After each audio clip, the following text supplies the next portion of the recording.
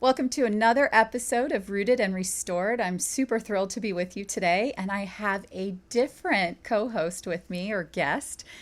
We are super excited to be bringing parts of my family. You already have met my stepdaughter, and today you get to meet my husband as we talk about the month of June. And one of the holidays that's celebrated during this month is Father's Day. And Father's Day has a lot of different meanings to everyone. And I thought there was nobody better than inviting my husband, Rob, to the table to share a little bit about his journey. So, welcome, Rob. Thank you. I think this is your first podcast, right? Yes, How are you feeling? I'm good. So, would you just let everybody know a little bit about who you are and maybe just invite us into the parenting journey that you've been on? Okay, well, I'm a father of five. I teach at Northport High School. I'm now the baseball coach at Northport High as well. Just took that position last week. Also, I'm a business owner of a landscape business as well. And then, like I said, five children. One that is grown, and then I have three teenagers, and then a son that is 9 years old. Yeah. And can you tell me a little bit about each of the relationships you have with each of those kids? Yeah, they're all different. So my daughter, my oldest one, basically I had her when I was 24 years old, Mm-hmm. almost 25, and we had a little bit of the beginning of my daughter's life was difficult in the fact that I was previously married, and then divorced, and my daughter moved away to Tampa, even though we had a joint custody situation.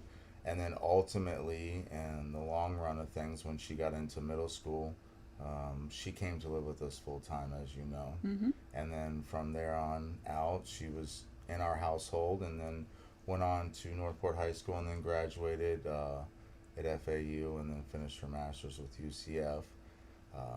My son, Bo, um, our relationship is a little bit different than all the girls' relationships. I've always coached my son Bo since he was 4 years old, all the way up to now, and then fortunately I'm able to coach him in high school, which I think was always the goal. Mm-hmm. So now that came through, and we're having the opportunity to do that.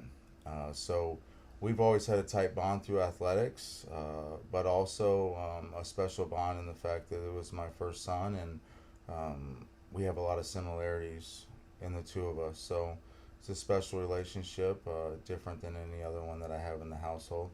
Um, and then my daughter Riley, my stepdaughter Riley, came into my life when she was the same age as Bo. They were very young, 2 years oldish. And like we said, we have a blended family. So this was my stepdaughter, really close in age to Bo.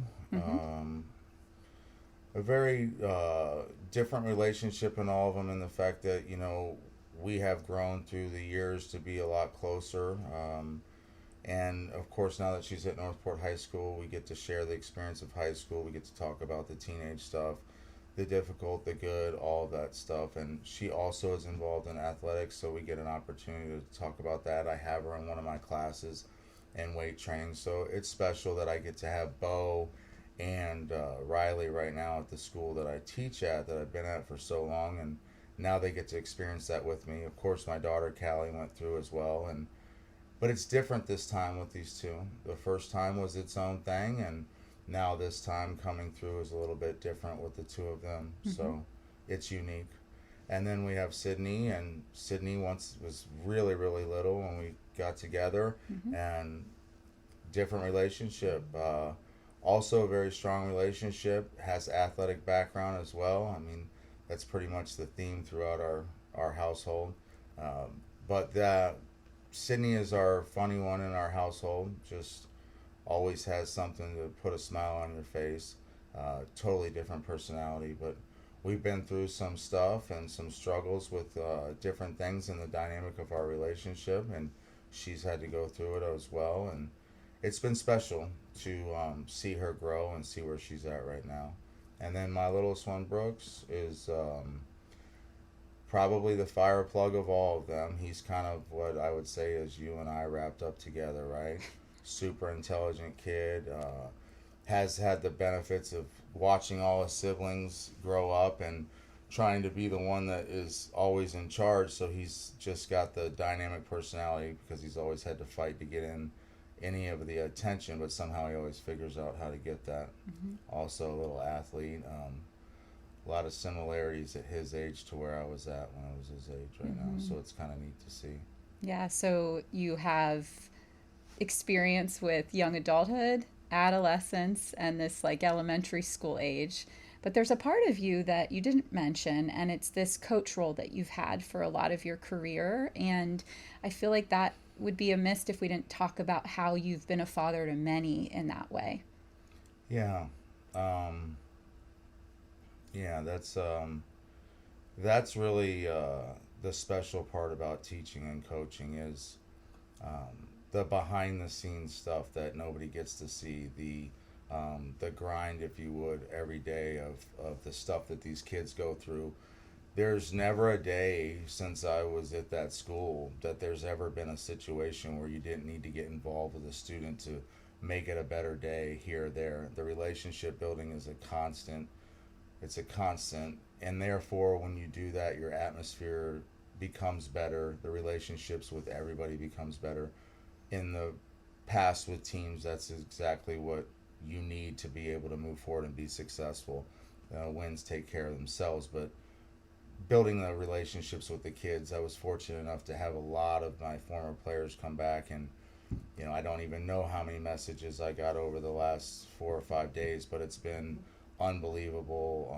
I think how many of them have come back to talk about different stuff, and obviously I shared with you last night one of my players that was injured in war and gave his time in the service and actually reached out last night and went through a whole lot, some major injuries with his head and all that stuff, and he worked everything out, and now he's a father and very successful at what he does. And he reached out yesterday and said he would love to talk to the kids anytime that was available. So it's special. That's a thing that I really enjoy. It was given to me as a kid. My coaches were always really instrumental in my life, and I try to give that back all the time.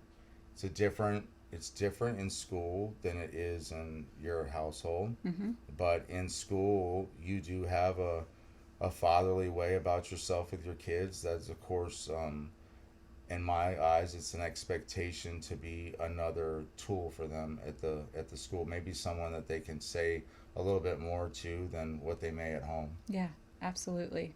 And I think about how important it is for people to understand that that's why I've invited you today, right? You've been parenting for half of your life, coaching for half of your life, that the conversation we're going to have today is really based on personal experience. It's not based on reading a book or anything else other than your own journey through this. And, as we always say on this podcast, we're real people doing real life. And so, right, today maybe you'll share some insights with us as to like the real human that's behind this, that even though maybe people watching today say like he's got it all together, but the reality is, right, there's been some struggles in our family, and there's been some struggles in your own journey with your father that have contributed to the beauty of who you are today. Yeah. Yeah, and so would you be open to maybe just opening up what was your journey like with your own father as we think about how you learned first to become a dad? Mm. So my father was always kind of my hero, growing up, and it's hard for me to talk about this.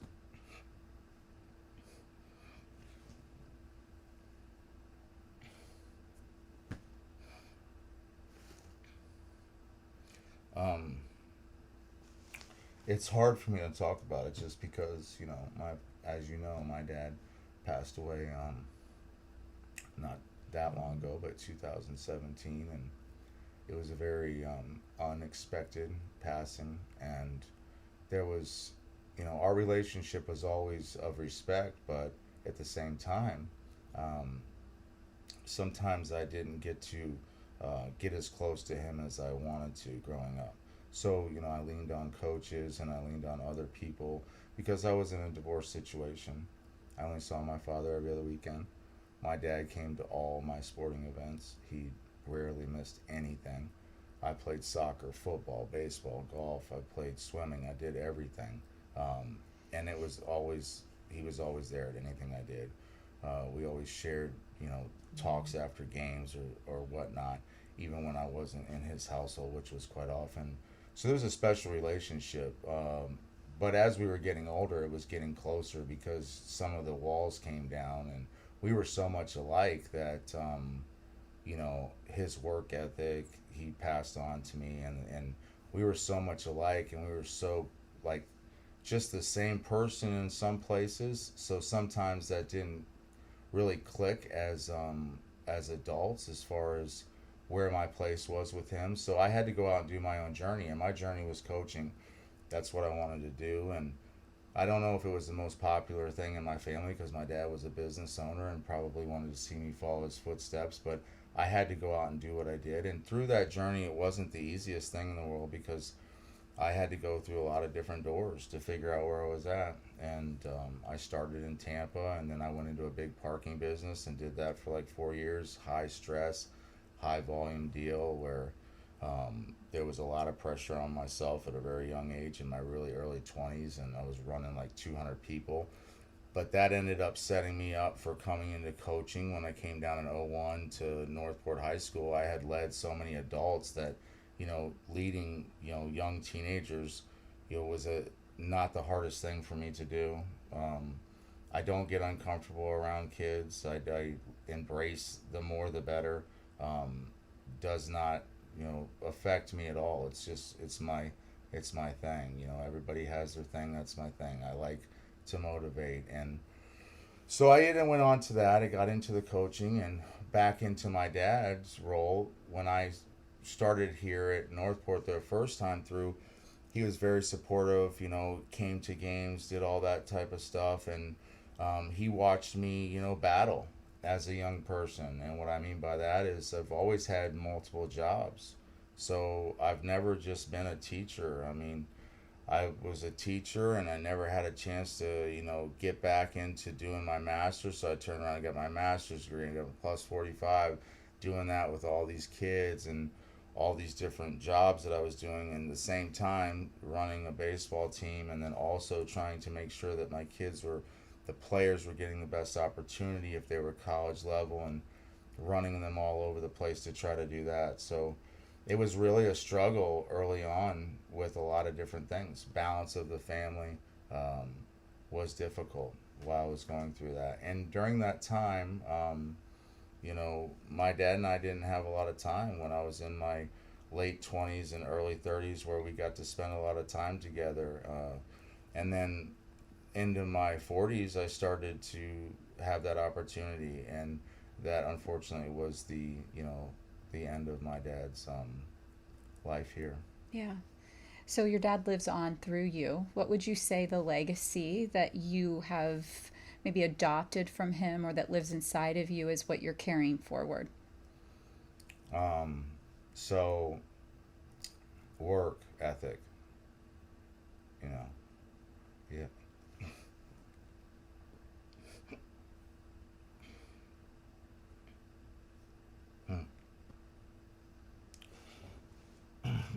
I say that because my dad gave me that, you know. Mm-hmm. He taught me how to grind and like it. And, my dad's dad did the same thing. He passed it down to my dad. My grandfather was a very successful construction business owner. He passed it down to my dad. My dad ended up opening up his own business, became very successful with that. They were workers, just straight out, get it done, work, go hard, make relationships. And my father had a really good reputation in Sarasota. He was just a good man, and he did it right. So he showed me. I watched. I paid attention. I think sometimes maybe as parents we don't know how much our kids are actually paying attention to the way that we go about our business. But my father was the guy that was up at 4:30 every day, no matter what. Didn't matter what was going on. That was what it was. And then he would go until he was done with whatever he did. and I watched that. And my father did some things with me with work. When I was younger, I was expected to go out and learn how to work on a job site of 100 guys, and there was no, give me any kind of special treatment. We were pumping concrete, and it was like, figure it out. Mm-hmm. And that was at like 14, 15, 16, 17, 18. And then coming back from college, a couple of times I ended up working for my grandfather's old business as well. But constantly always learning how to have a good work ethic. And I knew later on in life why that was, because it set me up for, whatever was coming at me, it wasn't too much. It Mm-hmm. was always, I can do more, I can do just a little bit more than the next person, and I think it kind of goes with the slogan that I always had at the school, the Augie thing that we created, and which was just encompassing of that. You give everything you have every day, and then at the end of the day, sometimes it's great, sometimes it's not. But did you bring what you have to the table every day? Um, as a good coach teacher, I think that you're responsible for doing that. Mm-hmm. Your kids come in, they may have a bad day at home, they might have a tragedy in their life or whatever, and they expect you to be there and to bring it. And I think that's a huge responsibility, and you have to own it. Mm-hmm. And with that being said, sometimes as teachers, as people, as normal citizens of this area, we go into school and we've got our own deal.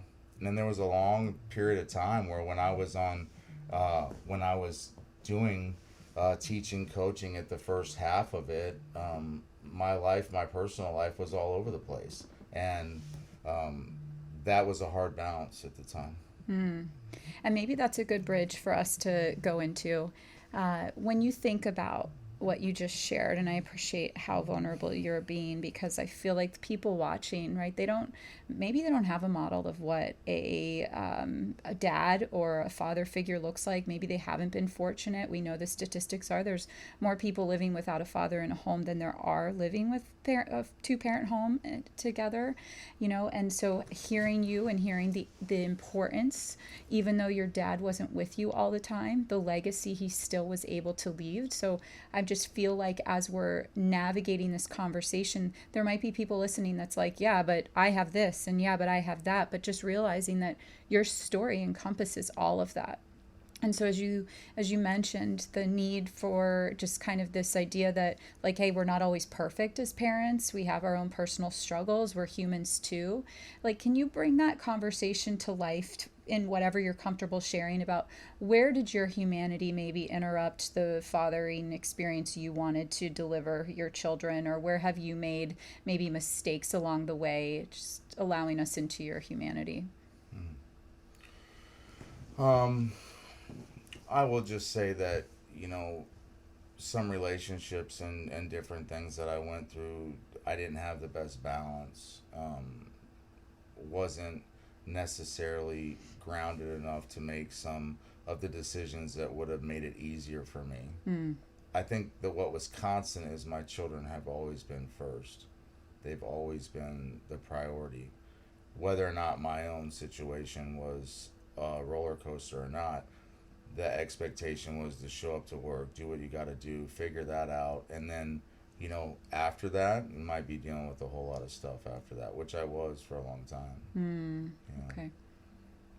And when you think about that, like, what would you say to somebody who might be dealing with all the extra stuff, right? Even though they're trying to prioritize their children, that they have all this extra stuff. They're trying to make their bills, they're trying to manage a relationship, maybe they're struggling in their own journey with a substance issue or trauma. I mean, there's so many things that we're negotiating as people these days. What would you say to somebody who might be in the midst of that right now? Mm. Well, I mean, if we're talking about if I were to look at myself when I was um, 35 to where I'm at right now, I will tell you that, number one, you got to keep moving forward. Um, you going through problems or struggles, whatever they may be, you got to find resources to help yourself with wherever you're at. So it might be for your faith, it might be, therapy, it might be friends, but you have to be connected to people to actually be able to check your ego in place of all the different things that may be holding you back. So I think maybe that got in my way when I was younger. Um, and then when I got older and had been knocked down enough times and had to bring myself back up, then every time I got knocked down, I came back with something a little bit more. Leaned on some faith, went to therapy, did some different things. I mean, I started a lot of intensive therapy when my father died, because it was a huge struggle for me. It lasted for well over a year and a half, almost 2 years of just, I couldn't handle it. And that's why I got emotional earlier. I didn't get a chance to say goodbye to my dad. And I'm not the only person. A lot of people, that's the situation, but that's not easy.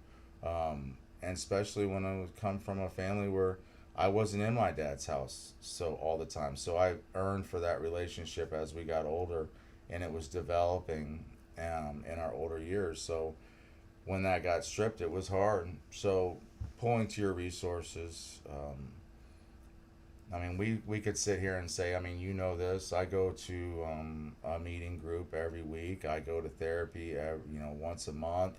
I was in therapy for years, a couple times a month, and as well as different meetings and groups that are supportive. I've had to lean on my faith a lot. My faith has brought me back to where I'm at right now. So moving forward, constantly knowing that there's resources and that you can do things that maybe you don't think you could do. Like, I don't think there's some things that I do now with my personal journey that would not even have been a thought process to myself, even 5 years ago. Wow, that's pretty amazing. And I appreciate you kind of holding the space for somebody who might be watching that goes, I don't need that. Or that's for, losers, or, they've never been invited into a space where they've seen somebody relatable like you say, like, hey, dude, this is necessary. If you're going to be the man that you want to be, if you want to be the father that you want to be, if you want to leave the legacy like you're speaking to, it's absolutely necessary to take care of yourself. Mm. Yeah, it's really powerful. And you had said that part of the AUGE, AUGE, is to do with your dad, and it stands for all you got every day. Mm-hmm. And I think about who you are in our family, Rob, and how I always tell you that you walk into a room and you can change an atmosphere. You can make it positive or you can make it negative. We always know if you've had a really great day or if you've really twisted your space to make yourself, come home more positively, or if you're coming home with more of a negative mindset. Everybody knows, right? So as we integrate the all you got every day with this idea that men have that capacity to hold the container for their family, for their children, for whomever it is that they're journeying through life with. What do you want to say about that? Okay, so as you're talking, what comes to me is the same thing that was brought up to me. I mean, when my dad walked in a room, you were in attention to what was going on.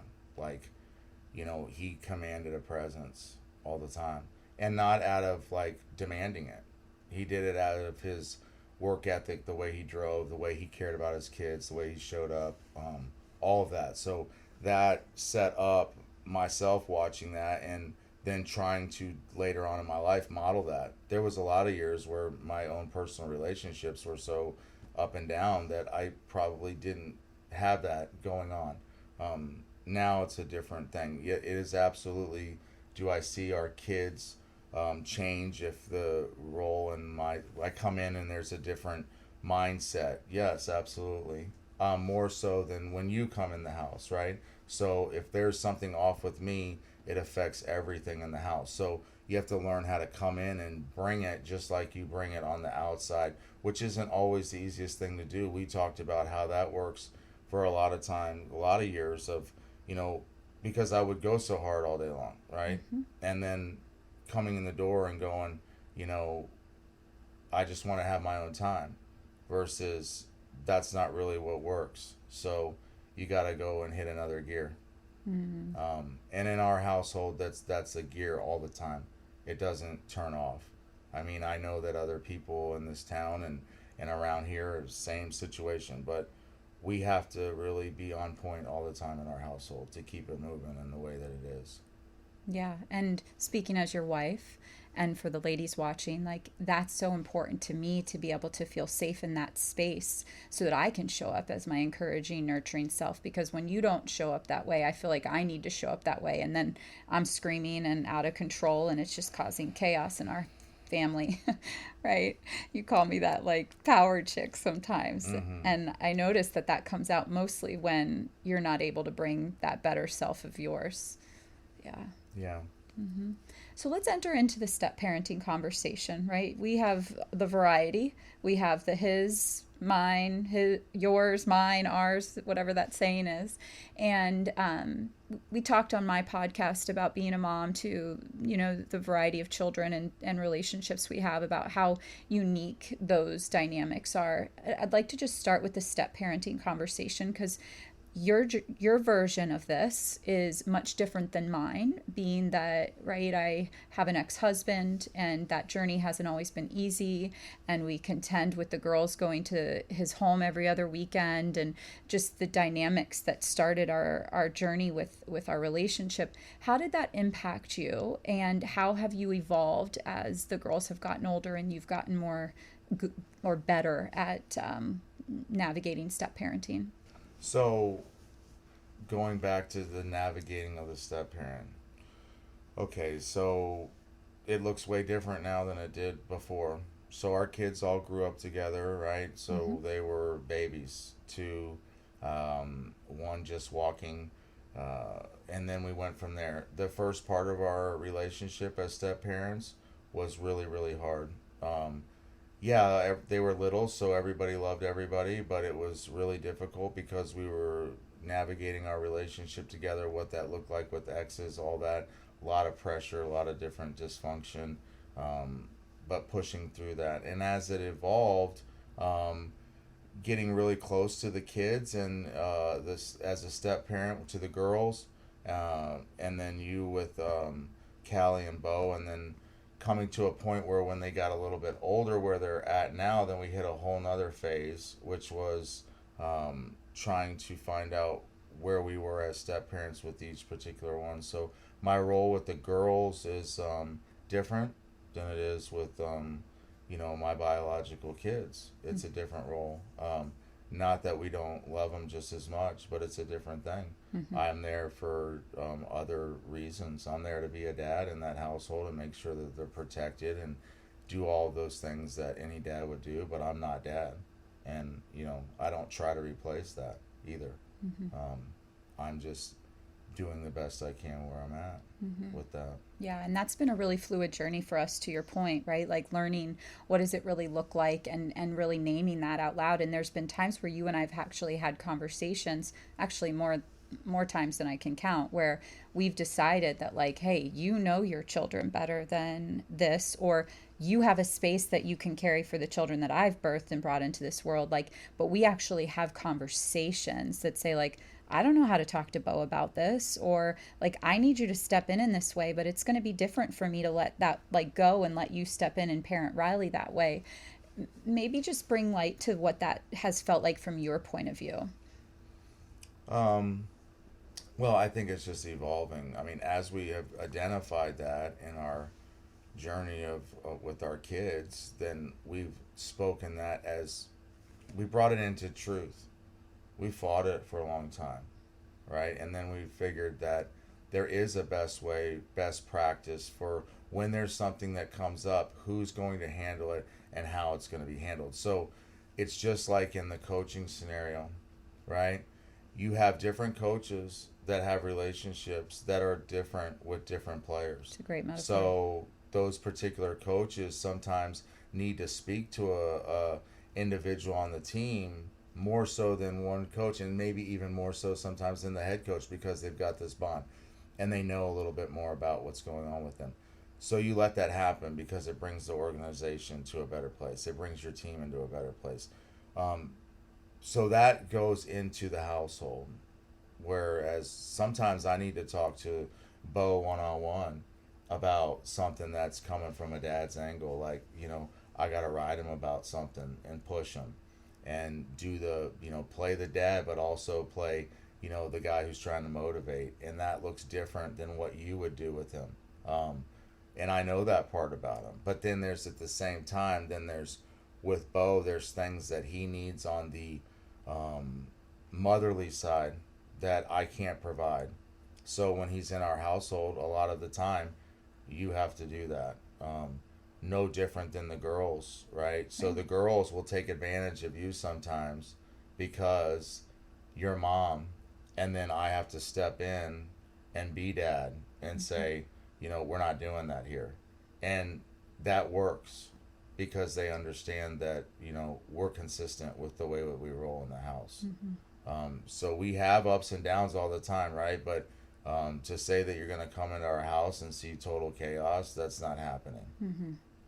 It's powerful. Yeah.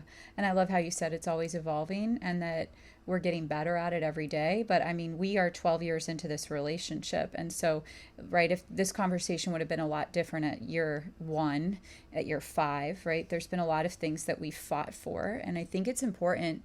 We've been really honest on this podcast, but in general, right, our lives are very open and we've been very authentic. We've decided to live that way. And I feel like you and I are breaking a lot of the generational patterns that were maybe downloaded into our journey. And one of them is fighting for our relationship. And I feel like it's really important that we say that because parenting is parenting, but without the foundation of a healthy family structure, whether it's a single mom doing this, being, her healthiest self, or a single dad doing it. But fortunately, you and I have been able to model something different than you and I saw growing up. Like, what has that meant to you on your parenting journey of having a solid relationship, fighting for a relationship after having years of not doing that? And maybe just elaborate for us on what that might mean to you. Okay. So behind the scenes, right? Like you always you see, like we said, you would never see that in our household. But at the same time, let's say this: you would never know what goes on behind closed doors. I mean, we've had really tough conversations in our relationship. There's been times where we are on the break of the end of it, right?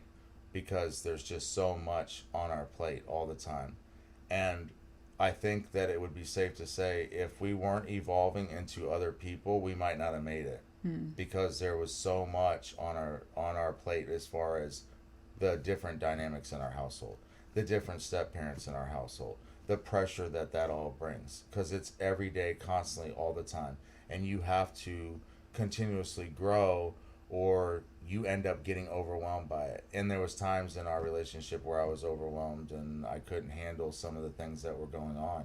Um, but we didn't quit, and we kept pushing through. And what that looks like for you looked different for me.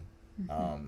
And being married to a therapist, sometimes there was direction that was laid out for me that maybe somebody else would not have had, which I'm thankful for.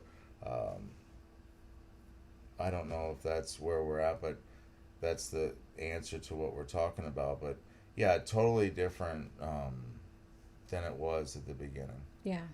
And so this just brings us to a beautiful end as I just think about thanking you for being here and like the vulnerability that you shared, but also asking you to leave our listeners with maybe just an overall statement of what maybe somebody said to you or what you would want them to hear today. Maybe they're struggling with finding out that they just became a father and they didn't expect to be a father, or maybe they aren't seeing their children but during summer times, or maybe they're struggling in relationship with their 15-year-old or have an estranged 30-year-old or have just lost their dad.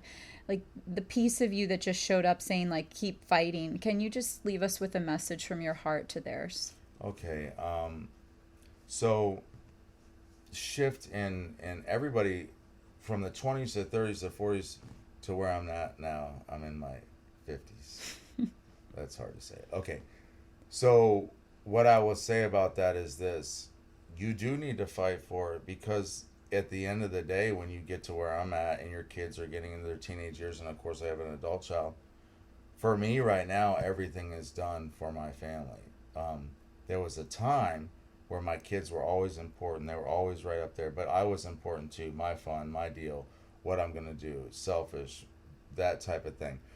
At the end of the day, when you start dropping some of that stuff and you start understanding a little bit more about what you need to do in the legacy that you have to leave, then it makes it easier to start seeing what's really important. And if you have things in your life that aren't working, that are crutches, that are problems, you have to start dropping them if you're going to have your kids thrive.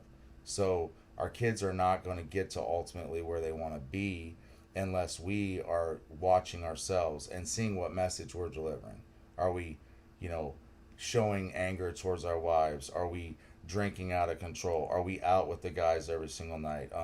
Are we in a depressive state? Whatever that may be, you have to work through it, because if not, your family's not going to stay together. And if your family doesn't stay together, then of course it evolves into the next generation. And then what does that look like for them? So where I'm sitting right now at this point, with some of the things I've been through and some of the people in my life that I've lost and some of my friends that aren't here with us anymore, I will tell you that at this point it is all about what's going to be here for my children when I'm gone. What's their families going to look like? That's where I am right now, and that's a good place to be. It's not a selfish place. It's a giving place, but it's a rewarding place, because you see that what you're setting up for your children is working, and that's what it's all about.